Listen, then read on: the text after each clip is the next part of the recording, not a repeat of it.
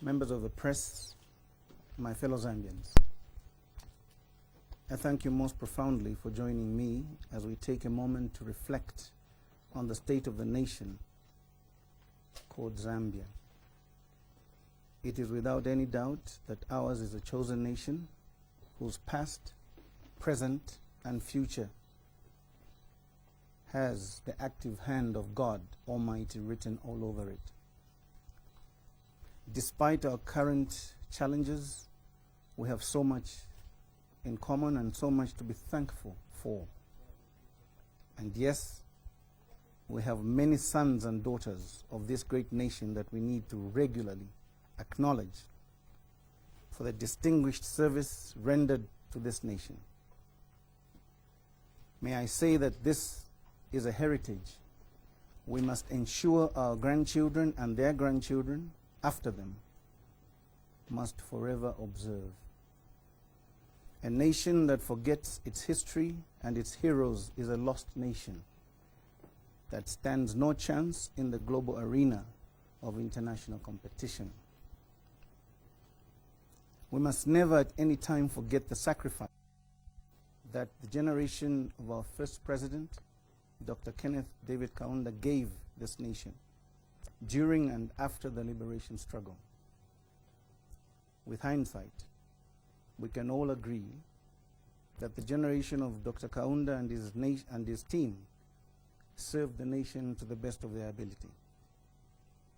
They served the nation and set a standard for patriotism, national service, and integrity against which we, the current future generation, need to continuously measure ourselves against.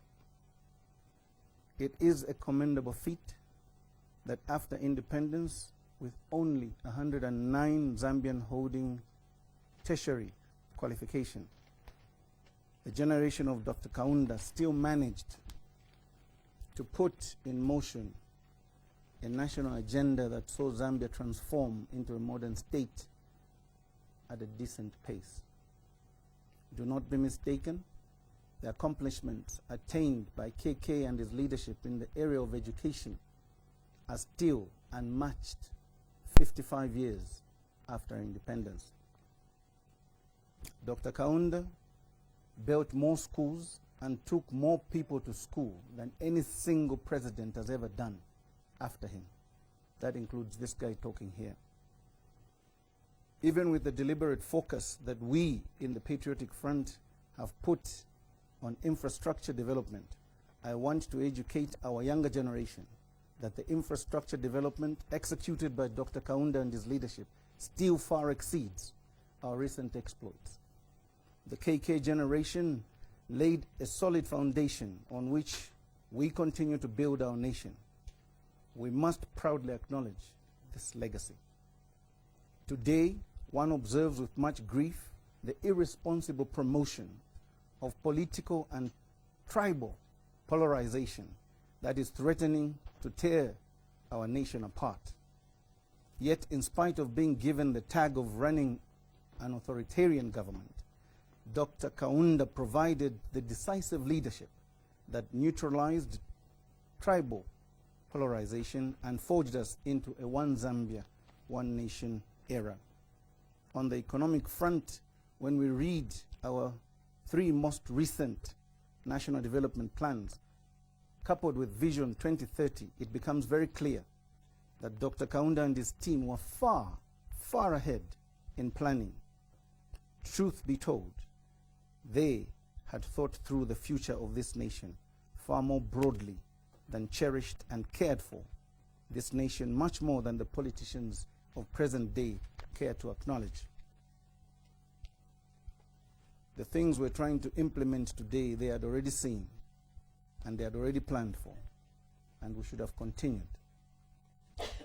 KK and his team understood the importance of economic emancipation beyond mere political independence.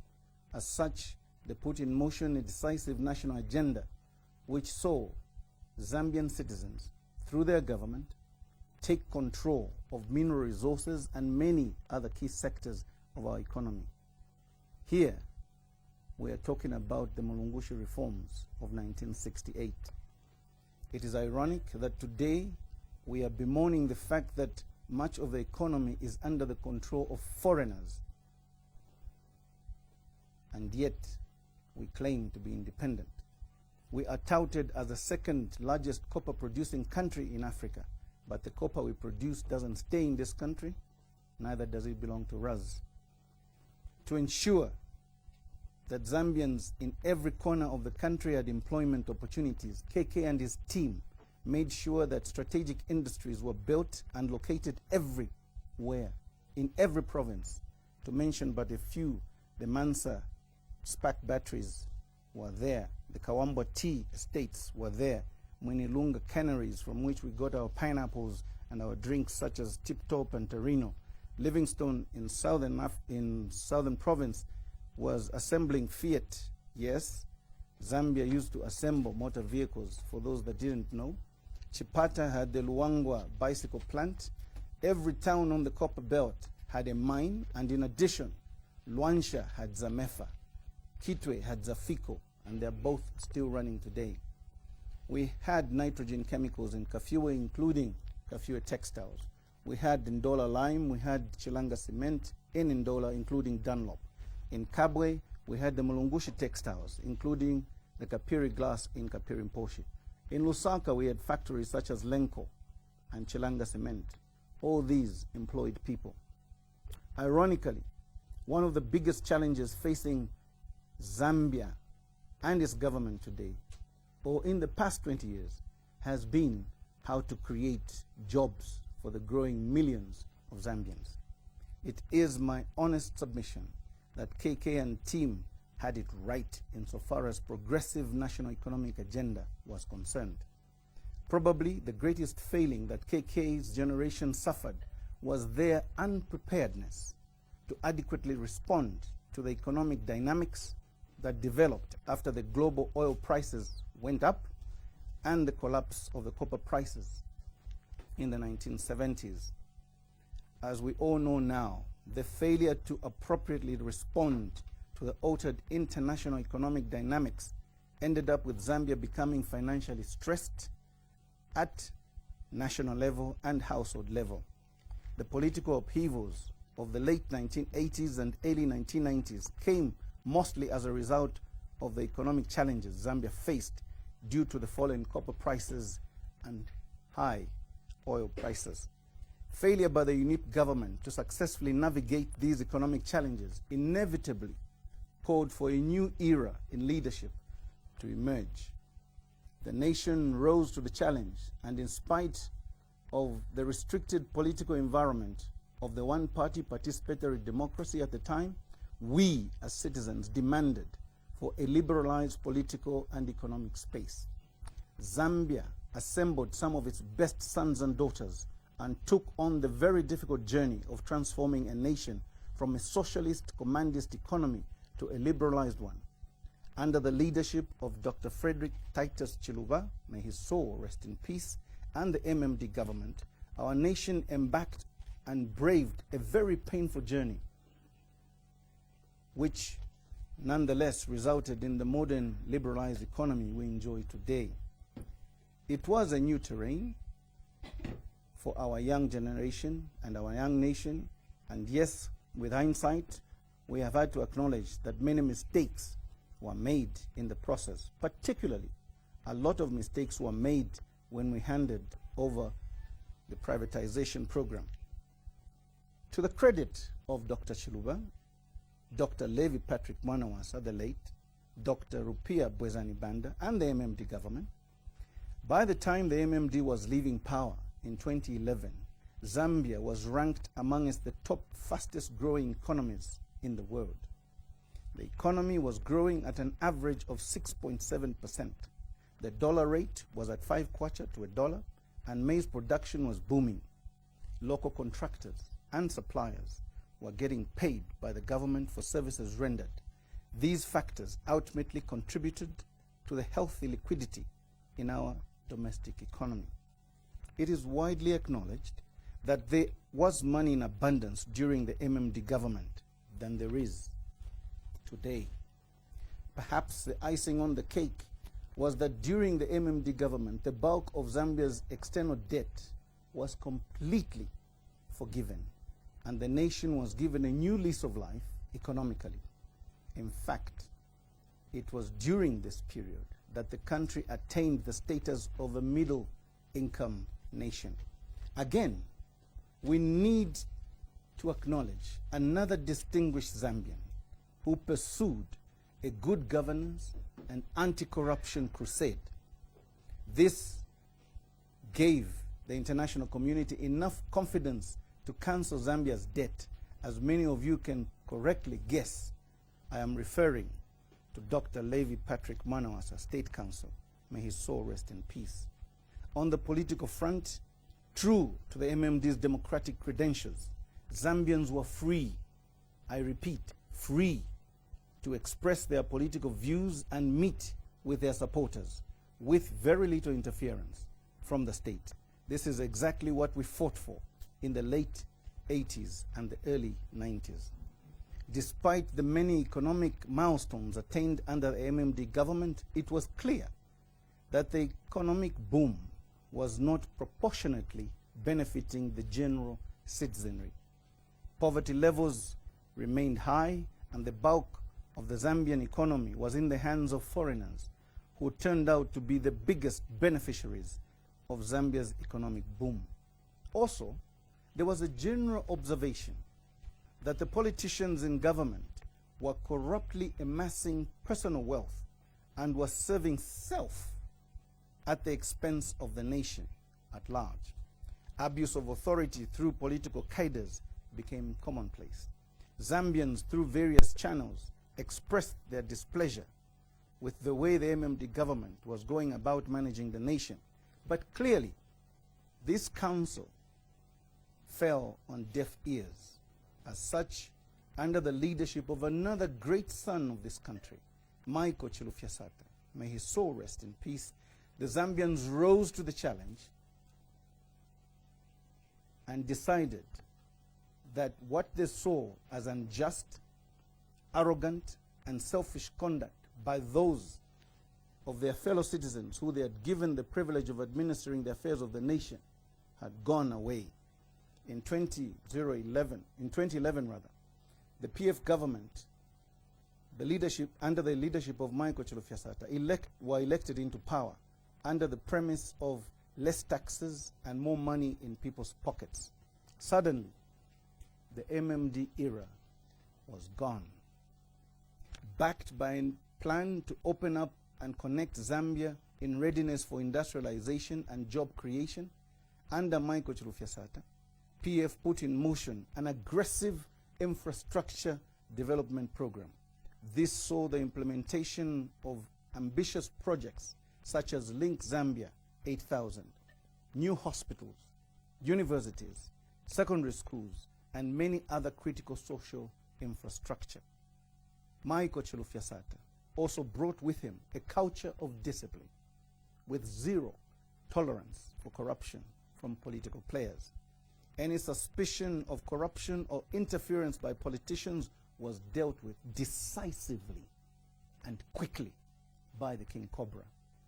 Barely 3 years in power, the great son of Zambia succumbed to a terminal illness, and the nation was suddenly robbed of a leader who possessed the rare tenacity, discipline, and political will to deliver a transformed nation. There is no question in anyone's mind that the loss of Michael Chilufya-Sata negatively affected how the ruling PF went about implementing its vision and the development agenda, particularly the industrialization and job creation drive has been taken out of the agenda, away from the originally planned scale. To his credit, however, the current president of PF and the Republican president elected to continue on the path of infrastructure development, of course, notwithstanding the challenges. Most notably, our current president showed us, the citizens of Zambia, goodwill of the highest order by assenting to a new constitution as promised by the PF in our manifesto. This was in spite of the fact that The new constitution in question had clauses that could in some way disadvantage him during the upcoming 2016 general elections. This is the constitution that introduced the 50+1 clause, unknown to many Zambians at the time. The new constitution also contained numerous flaws that have resulted in ambiguities that have frustrated many Zambians. It shall remain Edgar Chagwa Lungu's greatest legacy that he delivered a new constitution to the people of Zambia when many presidents before him had ducked and dived around the issue. Zambia today. Our nation is where it is today because many Zambians have sacrificed and labored to see this nation make progress. Of course, we could have done many things better, differently, if we could have accomplished much more than we have done. None of the key actors on this journey as a nation were perfect, or indeed can claim to be perfect. But nonetheless, many of them served and continue to serve the nation to the best of their abilities. We have every right to debate as to whether their best was adequate enough. But what remains fact is that we must acknowledge their service to this nation. I am not an economist. As you can see, you're in a law library. Neither am I involved in the generation or gathering of economic data. The following summary economic assessment is therefore not out of cynicism, nor is it driven by mere desire to apportion blame on the current leadership in charge of running the nation. I refer to these independent facts simply because they give us a common basis on which to examine the state of our nation. This is devoid of emotions and political leanings. The truth is, in the world of national economics, when a 25 kg bag of medium meal is costing 150 plus kwacha or more, it doesn't matter whether you love Edgar Chagwa Lungu or not. The fact is, medium meal is 150 kwacha. Now the following facts are clear. 1. When the PF came in power in 2011, Zambia's economy was growing at an average of 6.7% per annum. This year, the economy is projected to grow only at 2.1%. 2.1%. Number 2, on the PF assuming power in 2011, the dollar kwacha rate stood at 5 kwacha in rebased currency. Today, the rate stands over 13 kwacha to the dollar. Number 3, total debt levels stood at $3.5 billion in 2011, but today, the total official debt stands at about 15 billion, according to some people, and others are saying it's actually $19 billion, if not more. Number 4, according to the JCTR, the cost of living has risen sharply from 2,000 kwacha, 923 in 2011, to over 5,500 in 2019. 5, one could buy a 25 kg bag at 48 kwacha in 2011, but today, as I've said, it is at 150 kwacha. Recently, milling prices have experienced the highest rise in our country's history. Number 6, in 2011, petrol stood at the price of 7 kwacha 64 ngwe, rebased, per liter. Today, the liter is costing 15 kwacha 98 ngwe. Number 7, some farmers who supplied maize to the Food Reserve Agency more than 12 months ago have not been paid to date. Number 8, agro dealers who supplied agricultural inputs under the e-voucher system have not been paid, in some cases for over 24 months. Many have had to close shop, with many Zambians losing jobs in the process. Number 9, local contractors and suppliers are still being owed by the Zambian government more than 2 years after supplying goods and services to the government. About $1.2 billion is still being owed as payment arrears to Zambian contractors. Again, many have had to close down their businesses. Some have lost their houses, actually, and they have closed their businesses like they had no jobs. Number 10, today we have over 4 million Zambians looking for decent employment with very little prospects. About 375,000 new job seekers are being added to the Zambian job market every year. This is at grade 9, grade 12, college, university, and other tertiary education levels. 375,000 new kids on the streets each year. Number 11, for the 2019 financial year, the government of Zambia, the budget has projected that we are going to pay 14.9 billion kwacha, or $1.2 billion towards external debt servicing. We have been told that government is not defaulting on any external debt payments. Therefore, a total of 14.9 billion kwacha is leaving the country this year to pay foreign contractors, yes, at the expense of local contractors. Ladies and gentlemen, figures don't lie. The above data is not a conclusive list. The few things mentioned here might not make sense to the woman in Chibolia selling tomatoes, will not make sense to the woman in Chawama who's trying to make a living. So let me break it down so that we understand ourselves. As a result of the above mentioned economic developments, the following consequences will be very clear. Number one, the cost of all essential commodities and services have increased probably at the fastest rate in the history of our nation. This has put a lot of pressure on families whose incomes are not growing in line with the escalating costs. Abantu balechula. Let's be real and let's be serious about it. Number two, many Zambian households are struggling to afford 2 decent meals a day. It is not fiction that Zambia is the 4th hungriest nation in the world. Zambians are sleeping hungry today. Number three, most Zambian households are failing to send their children to college or universities. Quite frankly, the choice between the parent sending a child to college or feeding his family comes to mind. With no guarantee of a job after university or college, the choice, though heartbreaking for a parent, is obvious. The family will have to stay alive. Number four, many Zambian households are experiencing an increase in adult dependency syndrome. This is a development where young adults who have been to college, attained certificates, cannot find jobs.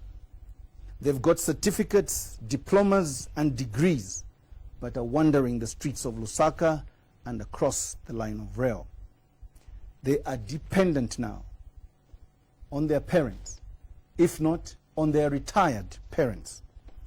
We have more than 50,000 trained Zambian teachers, nurses, technicians, and lawyers traversing the streets searching for work with very little luck, if any. Number five, for many hard-working Zambians in the informal sector, it has become increasingly difficult to find cash on the streets owing to the fact that, for some reason, we deliberately structured our economy to drain it of liquidity. Mechanics, traders, hairdressers, restaurant owners, bricklayers, welders, and other small businesses are not making as much money as they used to. The hundreds of thousands of families who rely on agriculture found themselves cash-strapped and very inconvenienced because government delayed to pay them for the maize they supplied to FRA. Thousands still remain unpaid today. My fellow Zambians, it is commendable that the current leadership of His Excellency Edgar Chagwa Lungu have not shied away from admitting that our nation is currently going through tough economic times with painful impact on many vulnerable families. What is of greatest concern, however, is that some of us do not seem to want to face the demon that has brought our nation to its knees economically. Fully cognizant of the effects of climate change, we need to get to grips with the reality that 95% of our troubles as a nation have to do with the decisions and choices we have been making in the past 18 years. Of course, with the biggest impact coming from the decisions we have made in the last 8 years alone. We have to admit that at leadership level, we have made grave mistakes that have brought our nation to the current economic troubles we face today. Failure to admit mistakes will see us trying to bury our heads in the sand and proceeding with an attitude of business as usual when we know that this is not possible. We must accept and agree that politicians in power made conscious decisions to give 80% of government contracts amounting to billions of dollars to foreign companies. That's a fact. A group of Zambians somehow, somewhere, made a decision not to pay for the insignificant 20% allocated to local contractors. Instead, decided to pay foreign contractors expeditiously through prompt external debt servicing. Zambian builders have built Chalala, they have built Chamba Valley, they have built Salama Park, and they have built many upcoming suburbs all over the country. Yet someone, somehow, somewhere, sitting in an office, made a decision that to build houses for soldiers and the police, this had to be done by Chinese at exorbitant prices. Why? A group of Zambians, somehow, somewhere, made a decision that it was okay not to pay agro dealers and farmers for 2 years. Some Zambians in positions of authority somehow, somewhere, made a decision that services and goods that should ordinarily cost $1 billion should cost $3 billion on government and taxpayers' expense. Our procurement system is suffering from corruption. My fellow Zambians, there is no denying that these decisions were made and records and public pronouncements exist to that effect. The PF government, headed by His Excellency Edgar Chagwa Lungu, made these decisions.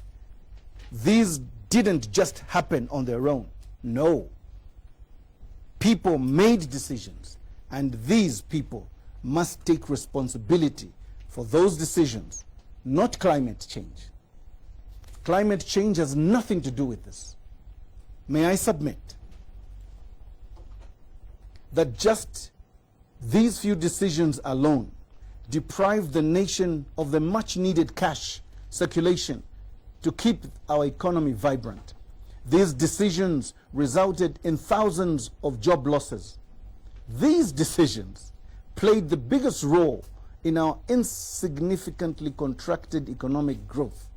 These decisions have brought about most of the economic hardships we are experiencing today, not climate change.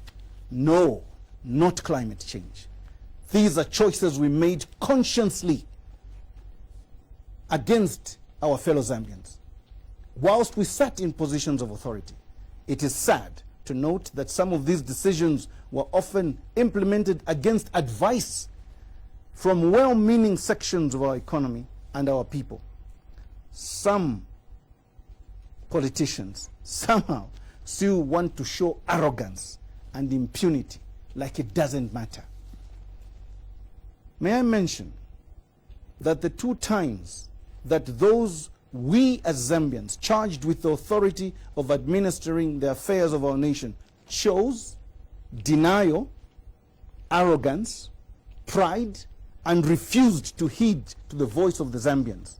We, the people of Zambia, rose up to the occasion and removed them from power. I have no doubt that Zambians are still very capable of showing any group of people the door, no matter how powerful or financially resourced they may think they are. In 2011, the MMD had all the financial resources a political power, a political party could have or dream of. But the Zambian people and the spirit of the Zambian people stood up and got rid of them. I have no doubt that after the economic turbulences Zambians have experienced and have been subjected to, the battle lines have been drawn, and Zambians will have their say at the appropriate time. But this time around in our journey, may I place a demand on the nation that we need to engage in a much deeper conversation than just removing a political power or a political party out of power. We remove the MMD from power, but as the current economic fundamentals clearly indicate, we are in a much worse situation economically than we were before the 2011 elections. No Zambian in their right mind can dispute this fact. May I place a demand that this should be the point in our lives as a nation that we decide not to settle the usual political politicking, but may I place a demand that this time around we critically look at what we want and what we deserve as a nation, as opposed to what a few political actors may think we deserve. It is quite easy to spot mistakes and condemn Edgar Lungu and his party and sound like we are angels and geniuses when we are not in power. But can we as a nation rise above cheap politics of mere fault finding? Can we get serious about the nation, spend time and reflect, debate and map out a robust national transformation agenda? Can we cease fire, put aside pettiness and debate progressive ideas? By and large, we Zambians are fully aware that it is possible for our economy to generate sufficient jobs and economic growth beyond what we have seen or achieved thus far. We Zambians are fully aware that ours is a very rich nation with no excuse for the impoverishment we suffer today. We have suffered for decades because of the choices we have made. We Zambians are fully aware that the kind of politics we have been entertaining are at many times too shallow and rarely address our aspirations and pertinent issues affecting us as a people.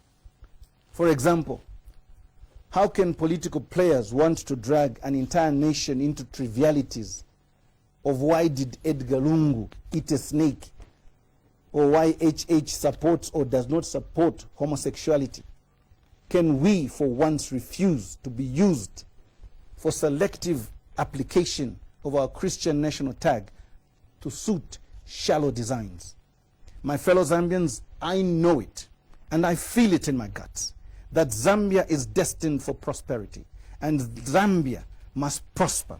I am convinced that it is the choices we make today and tomorrow that will determine the pace at which our nation rises to confront the challenges and emerge prosperous. It is the demand we place on ourselves to refuse compromise and mediocrity and embrace excellence and hard work that will move this nation to greater heights. Climate change or no climate change, the future of this nation is entirely in our hands, and God is on our side. Some politicians will claim they can end all of Zambia's problems, but it is time that we put them on the spot and demanded that they explain how. Can I place a demand on this nation that we refuse to accept political aspirants devoid of a clear national roadmap? Can I make and ask that Zambian put on demand this time around and adamantly make it clear that we want a prosperous, united, and peaceful Zambia, and we will not accept pretenders and professional politicians to hoodwink us anymore. There is just too much at stake this time around, and we cannot proceed like it's business as usual. No, Zambians. Personally, I refuse. Other nations are making great strides, and that is why this time around we must not settle for excuses and explanations, not when God has given us the brains to think and our hands to work with. No, Zambia must prosper, and this time around, that must be a fact. Can I place on demand on the Zambian people that this time around we demand for leadership and not politics, not political parties, but leadership. My fellow Zambians, my humble submission is that our biggest deficiency as a nation currently is not that we don't have political parties, but we don't have leadership. Zambians need leadership with a clear vision of where we are going. This is the most urgent matter facing the nation. I am imploring all Zambians that enough name-calling and fault-finding. Yes, we have serious challenges, but the answer to the challenges is not fault-finding and name-calling. It is not time to just insult each other. It is time to rise above cheap politics and find solutions to move the nation towards its destiny. It is time for clear policy direction and decisive leadership. It is time, my dear friends, to unite and heal the nation. There are many things we can do as a people, but immediately, if we want to change our fortunes, I propose that the following be taken into account. 1, we must make production and job creation our #1 priority. In light of the ever-limited resources, we must deliberately and aggressively prioritize investing in employment, production, and wealth creation capacities. We must deliberately mobilize the millions of unemployed Zambians and deploy them into productive undertakings to create wealth for this nation. If one needed a silver bullet for Zambia's economic challenges, this is it. Mobilize and deploy the millions of unemployed Zambian youths to work so that they can contribute to the national wealth creation. Our biggest asset in Zambia today is not copper, but our youth, who make up 80% of our population. Our youth are ready and want to work, and all they are waiting for is a serious, focused, and innovative leadership. So far, we are failing our youths big time. This is a silver bullet, because when Zambians are employed and are busy creating wealth, so many other challenges we are facing get resolved as a result.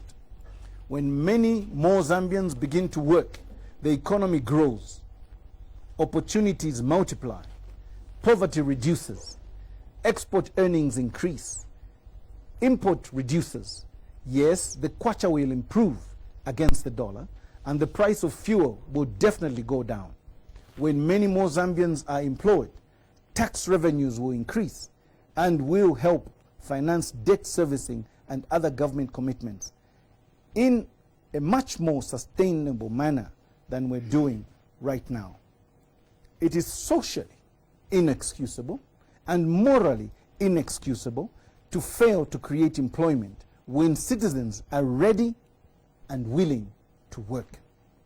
May I lament here that our new budget does not suggest any serious attempt to stimulate sufficient growth in employment figures for our country today.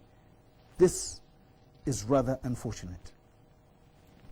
Zambia should be heavily investing in 5 key sectors that stand out for me if we want to improve our employment for our citizens. That is 1, agriculture, 2, manufacturing and processing. 3, energy. 4, construction. And 5, education. Number 2, production cities. Every Zambian will, of course, want to know how we should invest or grow our productive capacity to create millions of jobs. In my book, Zambia Must Prosper 2, I have detailed a comprehensive and very practical approach for this job creation. My fellow Zambians, do not be cheated. Creating millions of jobs and growing an economy is not an abracadabra affair. It is not. It requires serious thinking, detailed planning. That is why I have done what I have done, by writing in detail how we can approach this matter. But one of the approaches I will mention here is the creation of production-based cities.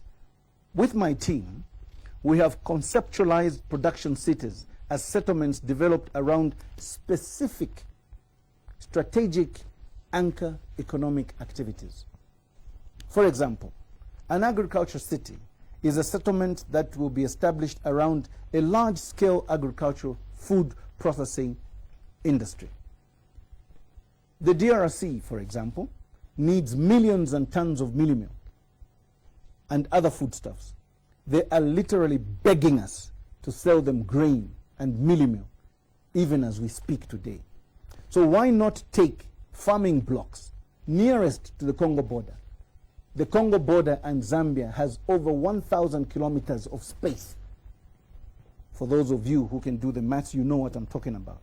So, if we take these production cities to those areas, then the DRC will be closer in terms of the marketing that we need to do.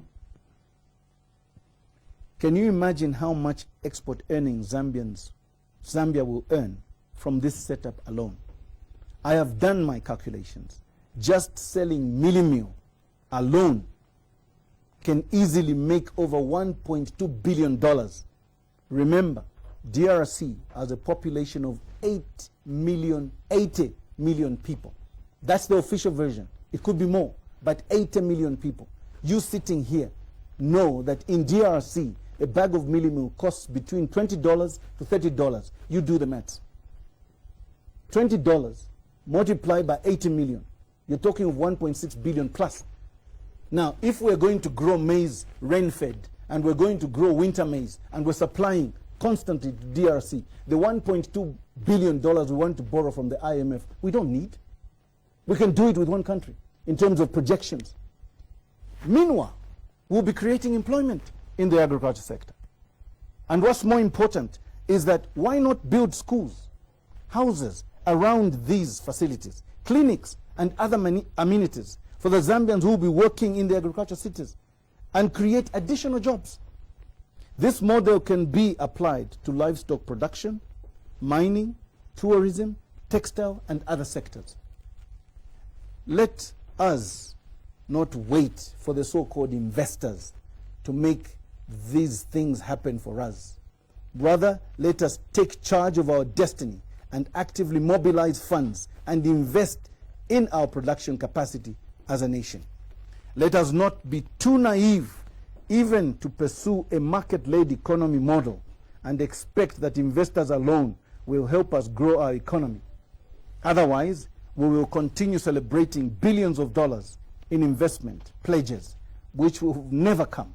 This is our country and our responsibility. Let us not wait for the investors. Let us do what we have to do. May I mention that there is nothing complex about Zambians growing maize and making mealie meal out of it. There is nothing complicated about Zambians rearing chickens, goats, fish, and pigs. I am not proposing complex things here, but rather very basic economic activities that millions of Zambians are already engaged in. The only difference here is I am proposing large-scale setups that will go on high-tech later. Our economic model in terms of improving our nation will grow from basics, not from complicated matters. It would benefit our nation immensely if we were to partner with companies such as Zambif, Yalelo, National Milling, Pembe Milling, Trade Kings, and many others to drive an employment production and economic growth agenda. Many of these companies would love to expand their businesses beyond the Zambian borders, and oftentimes it is capital that restricts their often aspirations.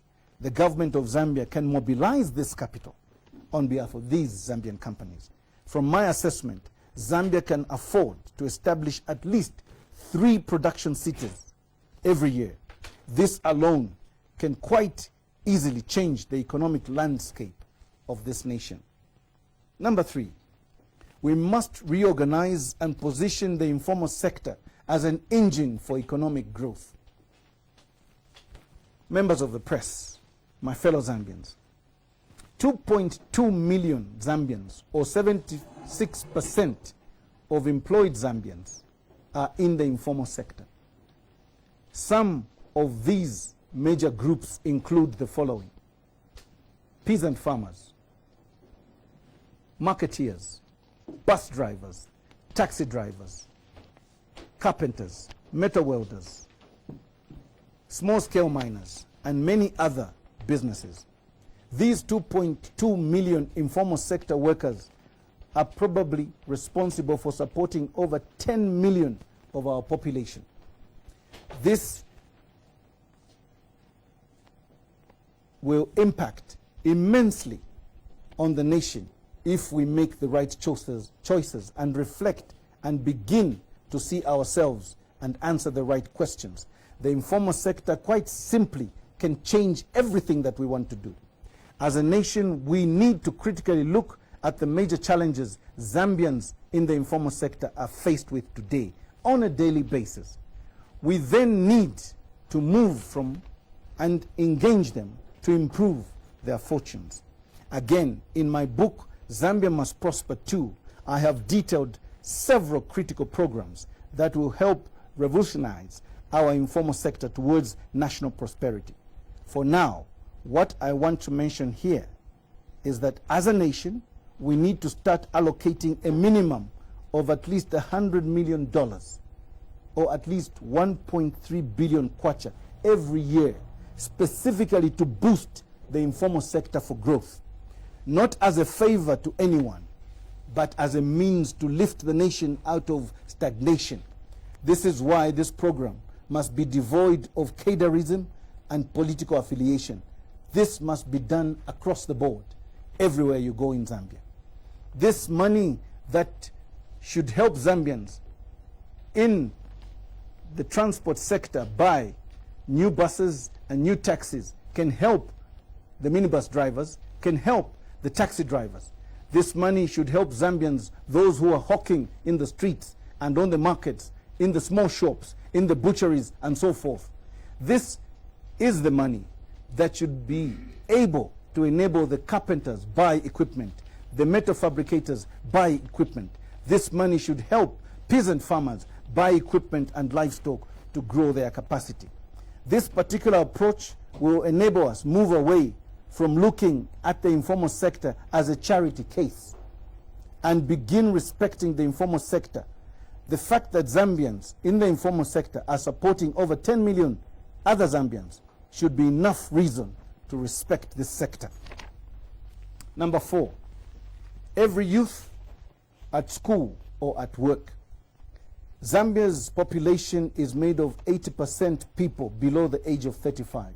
Quite simply, this is both our future and current economic engine as a nation. I repeat, Zambia's greatest asset is not copper, it is our youth. Not even our natural resources. No, it is our youth. That is why inendefo kwamba nechibusa na youth. It is for this reason that I insist that every young Zambian should either be at school or at work at all cost.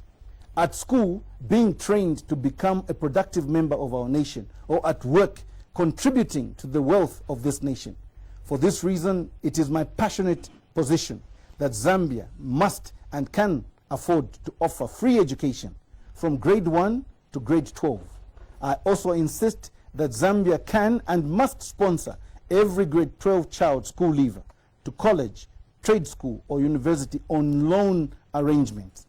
Yes, I mean every single one of them, depending on their grade 12 results and their career preferences. May I mention that I am not playing populist politics here. My team and I have done our numbers, and we know what we are talking about. It is doable with capable leadership and political will. Number 5, our energy sector. Let me repeat here that numbers don't lie. For any economy to grow, one of the fundamental requirements is energy. The late Ronald Penza, as he then was, may his soul rest in peace, as our finance minister, kept telling this nation about a cash budget. He kept saying to us, we cannot distribute what is not there. Let me zero in on ZESCO just to illustrate my point. I am aware that with the late Michael Chirufyasata, we had planned and discussed the starting up of at least 6 solar plants in 6 district councils. All the district councils had to do was give land. The investors were there. It takes between 3 to 6 months to set up solar plants.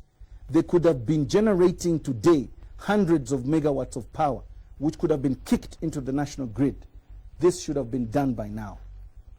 I don't know why it hasn't been done. We are suffering load shedding today because somehow, somewhere, someone wants to protect ZESCO, which is technically insolvent. ZESCO is broke. Let me ask you a few questions, if that's not a fact. 1, has ZESCO in the recent past produced audited accounts worth its position? Have you, as members of the press, interrogated that? If so, why is ZESCO failing to borrow? Or why are banks refusing to lend to ZESCO? Number 3, what is the real cost of our electricity today? Is it true that electricity tariffs are the lowest in the region? 5, what are the real margins in the cost of production in Zambia compared to other countries? 6, what methods are other nations using to produce electricity? Is it coal? Is it solar? Is it nuclear? Is it hydro, or a combination? 7, do other utility companies in the region like ZESCO control generation, transmission, and distribution? Ask yourselves. 8, with the new weather patterns caused by climate change, are we able to see the future and project? If so, why is it that we did not employ hedging instruments to ensure that we had electricity when we needed it at an agreed future date? Because if we knew the weather was going to be like this, we should have planned. ZESCO should have bought power in advance using hedging instruments. Number 9, is it true that today electricity in Zambia is run on prepaid meters? If so, then ZESCO collects money in advance. If they do, why are they broke? Why are they failing to buy power? In business, certainty is important because it allows for planning while defeating risky short-term management. It is clear that ZESCO cannot borrow because its financial standing is not healthy. Banks lend to businesses running viable operations or those with collateral. If ZESCO's audited accounts in the last 3 years were healthy, ZESCO would have borrowed from any bank. Instead, our ERB is busy granting hikes to ZESCO for tariffs, punishing the Zambians. Let me tell ERB this. Before you grant the next hike in electricity tariffs against the Zambians, ask ZESCO to produce audited accounts for the last 3 years. Like I have said and alluded to, I have detailed several proposals on how we can transform our nation and make economic sense of what we are going through. What I have discussed here is just about 5% of what I'm proposing in my book, Zambia Must Prosper. What I am getting at, my fellow Zambians, is this. Let us start engaging in scrutinizing ideas that will transform and propel our nation progressively. The ball is in our court. My message to the church, a word to the church leadership in our country. Esteemed men and women of God, you live in the real Zambia, like most of us. You live in the remotest parts of Zambia, where most of our people live. You live in the slums. Churches are found everywhere.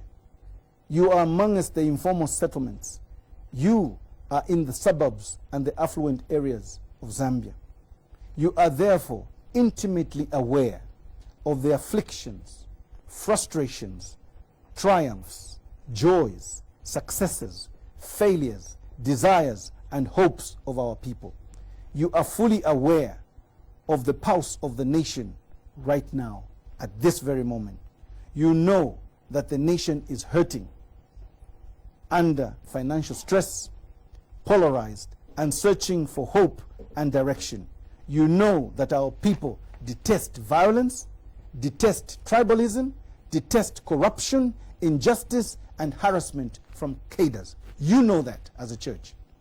My appeal is that those selfish politics often want to divide us and pit us against one another. You, men and women of the cloth, are our last line of defense.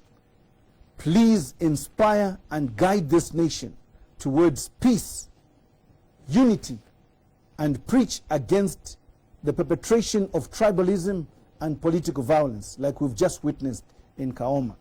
Raise a standard against corruption and refuse to compromise. Vulnerable Zambians are looking to you to defend them from the injustice of the powerful in society. Zambians are expecting you to speak on their behalf when politicians take destructive paths. In my book, I have discussed the church. But in the book of Isaiah, this is repeated in chapter 1, verse 17, where we read the following verse, and I quote, "Learn to do right, seek justice, correct the oppressor, defend the fatherless, and plead for the widow." End of quote. In Luke chapter 10, verses 25 to 37, we read a parable of the Good Samaritan.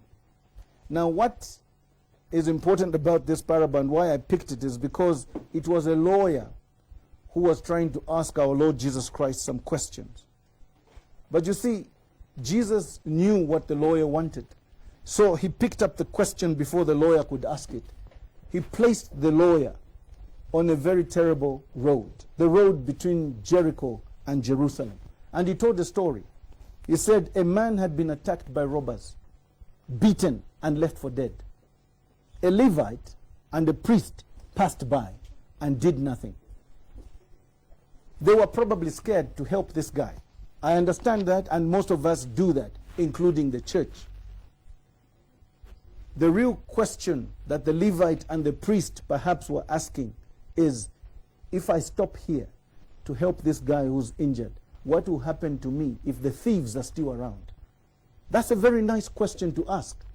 And the church may be asking, some leaders of the church may be asking, if I stop and speak about the injustices, maybe the politicians will stop coming to my church.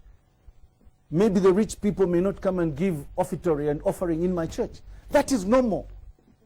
But let me educate the church. The real question is not that question. The real question is this: what will happen to Zambia if you as a church keep quiet?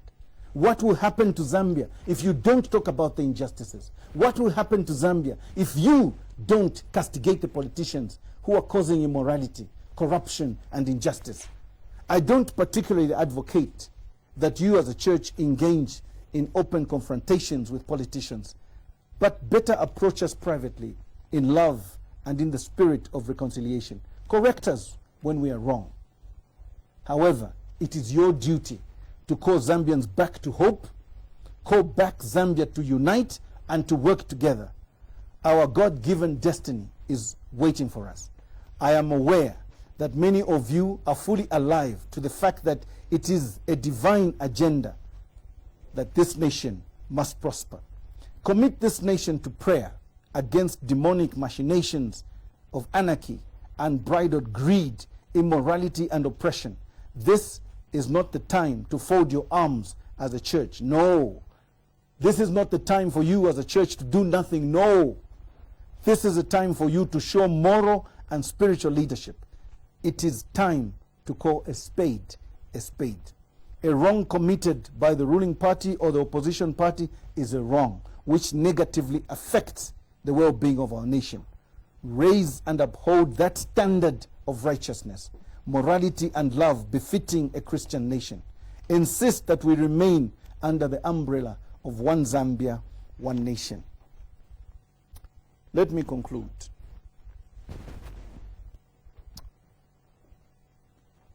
I want to address a question that most of you may have on your lips but have failed to come and ask me, or because I've refused to be asked. First of all, let me thank all my political supporters across Zambia, and let me thank those in my party, the Patriotic Front, and all the goodwill messages that I've received and the advice and caution that I've received on the purported expulsion that I suffered. I know that after my alleged expulsion from my party, the PF, many questions linger in the minds of my supporters and the nation at large. However, there is one or two things that I have to clarify with the president of PF. So I may not answer your questions right now. The next time I call you as a media for briefing, I will give the nation and you, my brothers of the press, a clear position concerning this one question which is bothering you. To the members of the Patriotic Front, I urge you to remain calm, remain united, and understand that in politics, sometimes we fight. In politics, sometimes we disagree. In politics, sometimes people get misguided, misled, and misinformed. But until I resolve this one particular issue with the president of PF, I will not answer this particular question. My names, ladies and gentlemen, are Kelvin Fubebwadi. I am called KBF, and I'm running for president. Thank you. Thank you, members of the press. That was Mr. Bwalia's press briefing. If I may beg for your attention, please. We will allow for some question and answer session. The way we'll do it is like this. We'll take 3 questions at a time and then proceed to the next 3. Is that okay? And please, let's stick to what has been discussed in the speech today. Nothing more outside. I think if you have any questions from now, you can start. Yes, Mama. Just tell us your name, where you're coming from. My name is Paula from CBC. See? CBC TV. I want to help reconcile the credit that you have given for President Lula. The greatest legacy Yes. that will ever be Republican president is when he said that the Constitution in 2016. On the 5th of January. Yes, on the 5th of January. Yes. But looking at how the Constitution amendment process has been, and even today,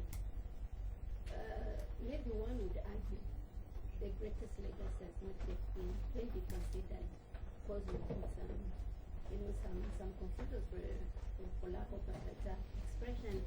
And then on your pressing demands, I have connected this with you saying we should have a robust transformation and that we need to take charge. But looking at the political environment that we have today, and the economy is quite at a, it has collapsed. in relation with corruption. And I've observed that the Patriotic Front would rather be comfortable to call for Indaba to talk about maybe the economic summit which was supposed to be there. But the issue of corruption is maybe. Do you think that would be the right way to go? No, it's not the right way to go. If you have an elephant in the room, you address the elephant. If the elephant is corruption, address it. If the elephant is the wrong procurement, address it. If the elephant is the budget, address it. If the elephant is how we obtain our loans and how we service our loans, address that. To me, those 4 areas are what's causing the problems right now, in that order. Corruption, bad procurement, our loan system, and our budget. So I totally agree with you. There are certain fundamentals which are not correct. That's why leadership is required. Decisive leadership. And the legacy of him within the The Constitution was signed. That you can't run away. The point is, whether it's a good constitution or not, it remains to be seen. There are clauses in that constitution which are very good, progressive. There are clauses now which people want to change for whatever reasons, I don't know. Bill number 10, for me, I've never even looked at because the methodology is wrong. No president in our history ever went and involved members of parliament at the initial stage to change a constitution and then send it back to the people for approval. No. Everybody went for a commission. You asked the views of the people, knowing that ultimately it will end up in parliament. So why start with parliament? The fundamentals were wrong. That bill for me should never have started. But it's there. That's my view. Question? Yes, sir. Yes. Morning, Council. Morning. My name is Jeff Kumba. I freelance and I also publish the Zambia website. First of all, I must admit that your overview over the economy is well thought of. If it were a thesis, I would give you 100%. A plus. A plus. Thank you, sir. But Council, I wanted to find out, in your propounding on some of the shortcomings to where we are today, one of the things I learned and underlined was the lack of leadership. Yes. From then to now. So the question is, where do we go from here?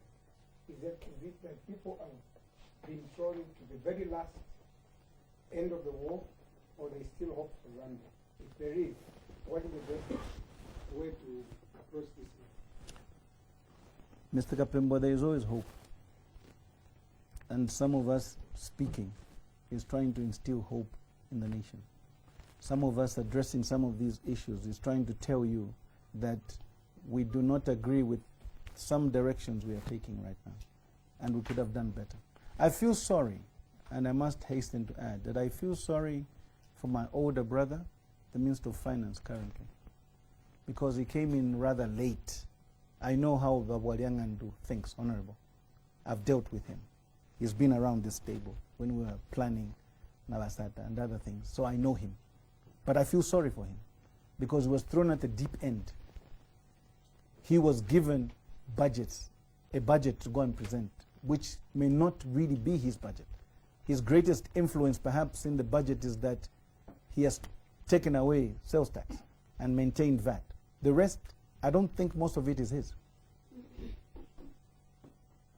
We must understand that the finance minister must be able to plan and think through his numbers before he presents. Now the budget, in my view, at the time he was being appointed the minister, must have been done halfway or 3/4 of the way. So what did you expect him to do? Look at how Ronald Penza ran the economy. That's why I've referred to Ronald Penza. Some of you who know historically will know that Ronald Penza was judged to be one of the best finance ministers this country has ever produced, because he maintained a cash budget, but he was able to plan as well. And we could see, we knew the money available for salaries, we knew the money available for churches, money available for schools, money available for medicine, etc. He knew. And if there was no money, Ronald Penza simply told you there's no money. Here, you go and ask the finance minister. The question you've asked me, are the fundamentals in place? I doubt. So I agree with you. But there is still hope. And some of us are willing to give that hope because we are decisive leaders. We want to help this nation.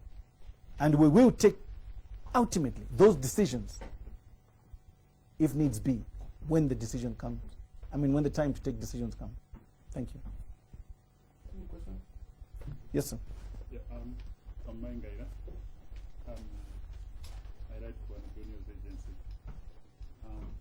Council, you indicated to us that some of the decisions we make have landed us into. Some of the decisions we've made. We have made. Yes. And we still make. Yeah. We are still making. Yes. Have landed us into this.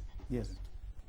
And one of the decisions which came so clear in your presentation was the leadership Yes. who have made decisions which have, in a way, made it impossible for people to access cash, and Yes. it's making it impossible to earn a living, Yes. and it's driven many of us into abject poverty, so to say. Yes. Yeah. Now, what is the solution?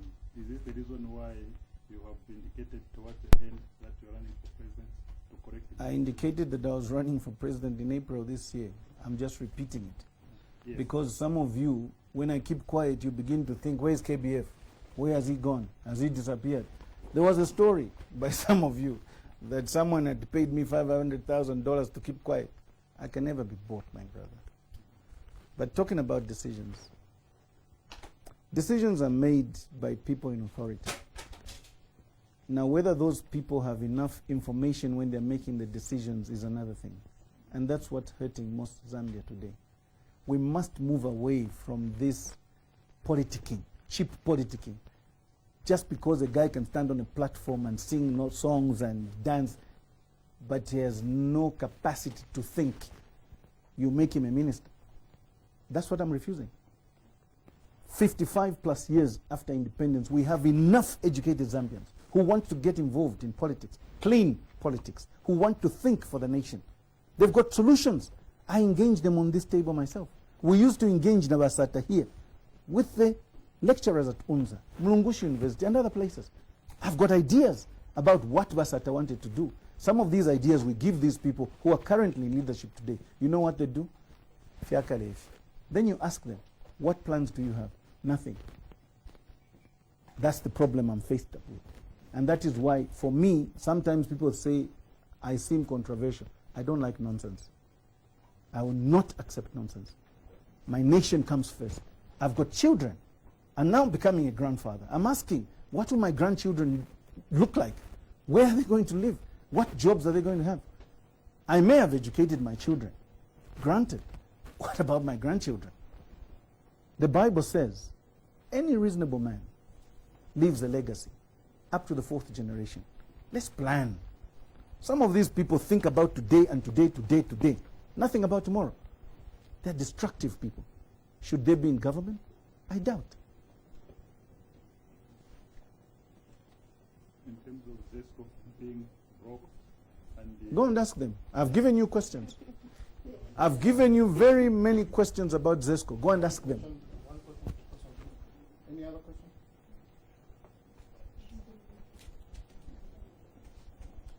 I can go? Okay. Thank you very much. We have the speech here for those interested in getting a copy. Kabapeleleni pansi. Barambo okulwa mungu. No.